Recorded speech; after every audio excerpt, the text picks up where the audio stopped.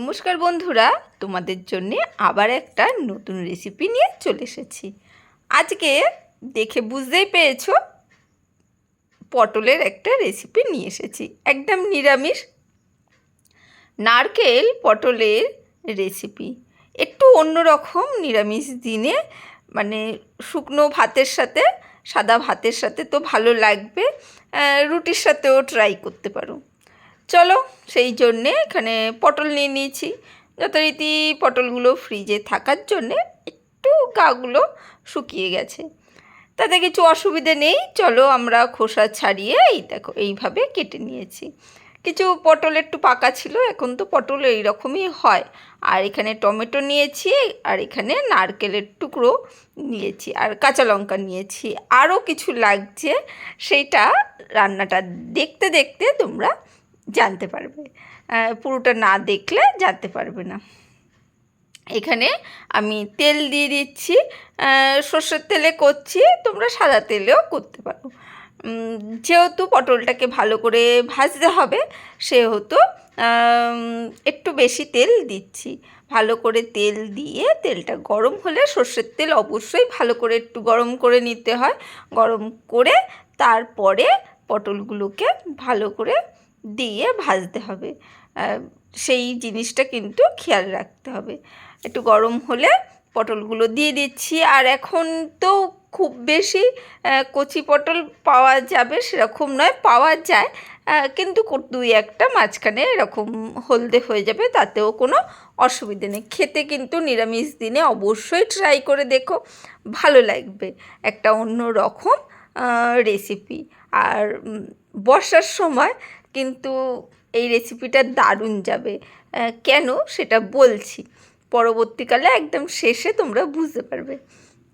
পটলগুলোকে সুন্দরভাবে ভাজা করে নিচ্ছি। আর এখানে মিক্সির বাটি নিয়েছি, আর তার মধ্যে এখানে নারকেলের টুকরোটা দিয়ে দিচ্ছি। নারকেলটা দেখো, সব কিছুই জানো তো, পরিমাণটা খুব বেশি বলা যায় না, বোঝানো যায় না, নারকেলটা ছোট না বড় সেইভাবে নারকেলটা দেখতে হবে। এখানে নারকেলটাকে আমি একটু হালকা জল দিয়ে পেস্ট করে নিয়েছি, ঠিক আছে। আর এখানে পটলগুলো যথারীতি ভাজা হচ্ছে, তার মধ্যে আমি টমেটো আর কেটে রাখা টমেটো আর কাঁচা লঙ্কা সেটা দিয়ে দিলাম। দিয়ে এটাকেও ভালো করে পটলের সাথে নাড়াচাড়া করছি, আর যাতে টমেটোটা তাড়াতাড়ি নরম হয়ে যায় সেই জন্যে একটু লবণ দিয়ে দিলাম। লবণটা দিয়ে টমেটোটাকে ভালো করে পটলের সাথে নাড়াচাড়া করে নিচ্ছি। কাঁচা লঙ্কা এখানে আমি চিড়েই দিয়েছি, বাটবো না। কাঁচা লঙ্কা চিড়ে দিলে এইভাবে ভালো লাগবে, সেই জন্যে আমি এরকম করে চিড়ে দিয়ে দিয়েছি। চলো, এদিকে তো ভাজা হচ্ছে, আর এখানে আমি নারকেলটা যেটা পেস্ট করে নিলাম সেইটা দিয়ে দিলাম। সেই পেস্টটা পুরোটা দিয়ে ভালো করে কিন্তু পটলের সাথে কষিয়ে নিতে হবে। নারকেলটা ভাজা হলে, কাঁচা নারকেলের একটা স্বাদ, আর একটু ভাজা হলে সেই নারকেলের কিন্তু আলাদা একটা স্বাদ। সেই জন্যে নারকেলটা খুব সুন্দর করে পটলের সাথে ভালো করে নাড়াচাড়া করে নিতে হবে। নিরামিষ দিনে অবশ্যই দুপুরবেলা এই পদটা রাখতে পারো ভাতের সাথে, ভালো লাগবে।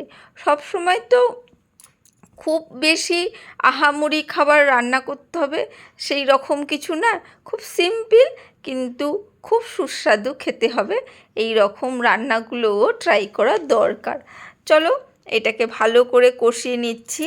আর নারকেল যেহেতু দিয়েছি সেহেতু, আর নিরামিষ পদ, এইখানে তোমরা একটু চিনি ইউজ করতে পারো।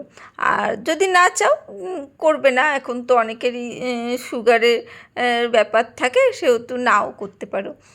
কিন্তু যাদের সুগার নেই তারা কিন্তু একটু এই হালকা করে চিনি দিয়ে দেবে নিরামিষ পদে একটু।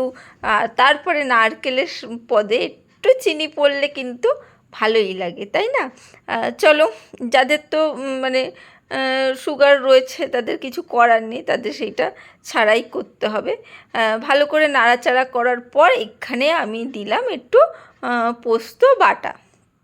পোস্তটাকে বেটে নিয়েছি, সেই পোস্ত বাটা একটু দিয়ে দিচ্ছি। ওই সেটাও একটু আন্দাজ করে তোমাদের দিতে হবে।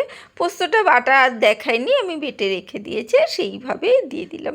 আজকে একটু ছোট্ট করেই ভিডিও দিলাম, খুব আহামরি রেসিপি নয়, কিন্তু খেতেও দুর্দান্ত হয় আর অন্য রকম।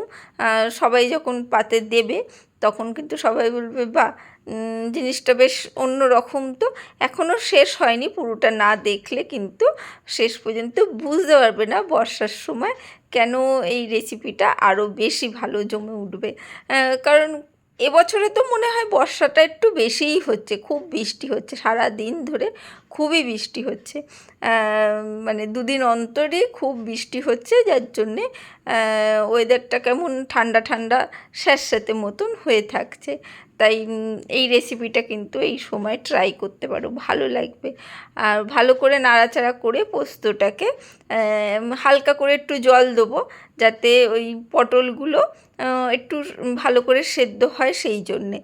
পটলগুলো ভাজা হয়েছে, কিন্তু এখন যেহেতু শেষের সময় পটল, সেহেতু তো একটু মানে মানে বুড়ো টাইপের পটল, সেই জন্যে একটু ভালো করে একটু কিন্তু ফুটিয়ে নিতে হবে, যাতে পটলের ভেতরটা পটলটা সেদ্ধ হয়ে যায় আর পটলের ভেতরে রসটাও ঢোকে। সেই জন্যে সেই পরিমাণ করে একটু হালকা গরম জল আমি এর মধ্যে দিয়ে দিলাম, দিয়ে একটু মিশিয়ে চাপা দিয়ে দিয়েছি, আর ব্যাস শুকনো শুকনো করে কিন্তু নামিয়ে দিয়েছি। আর উপর থেকেই দেখো কাঁচা সর্ষের তেল দিয়ে ভাতের সাথে খাবে, দারুণ লাগবে। কিন্তু কেমন লাগলো অবশ্যই কমেন্ট করে জানিও। আজকের জন্য বাই বাই, টাটা।